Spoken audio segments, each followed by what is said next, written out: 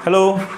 चलिए आज आप लोग को बताता हूँ पैरामेट्रिक इक्वेशंस, यानी कि जिसको आप लोग पैरामेट्रिक फंक्शंस भी कह सकते हो। कोई भी कर्व का एक पैरामेट्रिक इक्वेशंस होती हैं जिसके अंदर जैसे हम लोग कह सकते हैं कि एक पैराबोला, फॉर एग्जांपल मैंने पैराबोला लिया y² = 4ax। आप जानते हैं कि x की जगह अगर मैं at² और y की जगह 2at रख देता हूँ तो ये इसको सेटिस्फाई करेगा, पर इसको हम लोग कहते हैं पैरामेट्रिक इक्वेशन। तो पैरामेट्रिक इक्वेशंस जो होती हैं इनका डिफरेंशिएशन कैसे करना है, तो इनके डिफरेंशिएशन के लिए मैं पहले से एक फंक्शन लेके बैठा हूं। यहां पे मैंने ऑलरेडी एक फंक्शन बोर्ड पे लिख दिया गया है और इसके साथ ही इसका डिफरेंशिएशन भी करेंगे।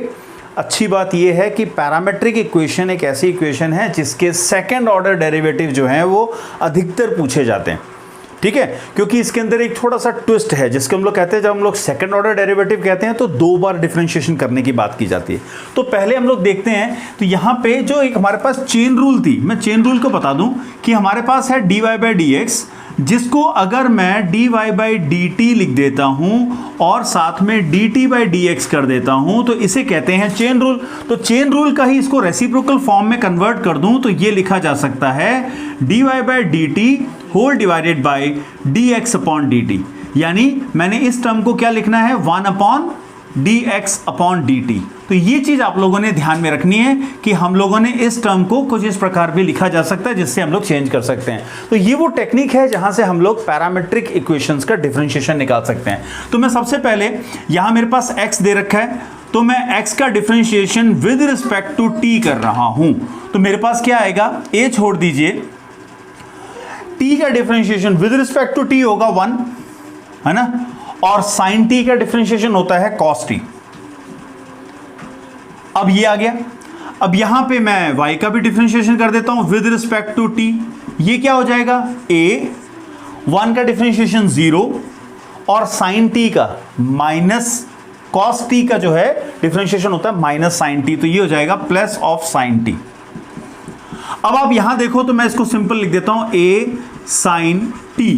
अब वो चेन रूल, यानी ये जो हम लोगों ने फॉर्मेट यहां पे देखा है dy/dx को निकालने के लिए हम इस फॉर्मूले का यूज लेने वाले हैं। तो मैं यहां लगा दूं, इसका मतलब ये हुआ कि dy/dx अगर आपको चाहिए तो dy/dt को dx/dt से डिवाइड कर देना, यानी ये हो जाएगा a sin t whole divided by a 1 + cos t।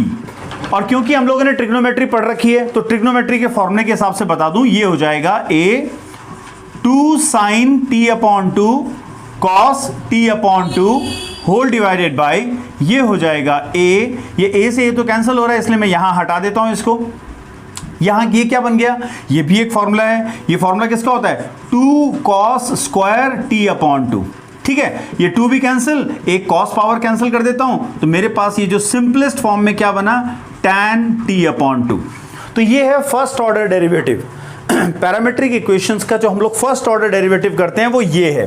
अब जब हम जो चाहते हैं कि इसका सेकंड डेरिवेटिव क्या होता है, differentiating with respect to x, किसे, dy/dx को दोबारा डिफरेंशिएट करो, यानी जिसे हम लोग किस नाम से जानते हैं, d2y/dx2 कह दो, d2y/dx2 कह दो, इसे कहते हैं सेकंड ऑर्डर।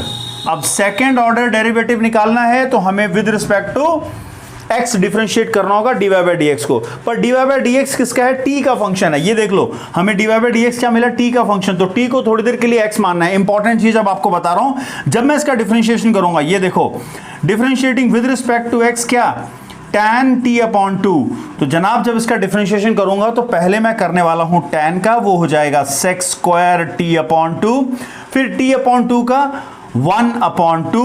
और एक इंपॉर्टेंट चीज है जो 90% बच्चे जो है वो कई बार गलत कर जाते हैं, वो है t का differentiation with respect to x लिखना जरूरी है, इसलिए मैंने इसको नीले पेन से लिख दिया यहां पे।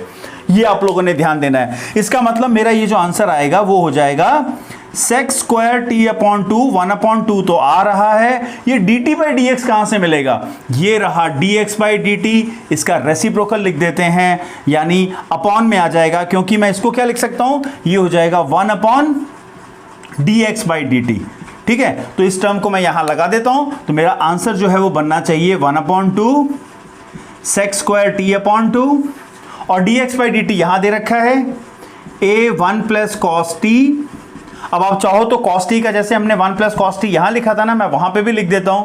तो ये टर्म मेरे पास ये sec को भी कन्वर्ट कर दिया, तो 1/2 sec जो है वो cos स्क्वायर हो जाएगा, और इसके खुद का फॉर्मूला भी है, a भी है मेरे पास, ये हो जाएगा 2 cos स्क्वायर t/2।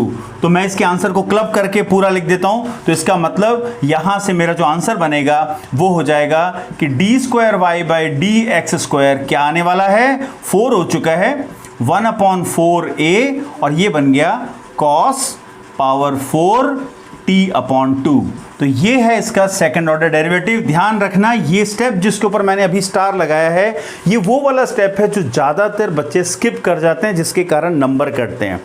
ध्यान रखना ये है पैरामीट्रिक इक्वेशन का first order derivative and second order derivative. Thank you.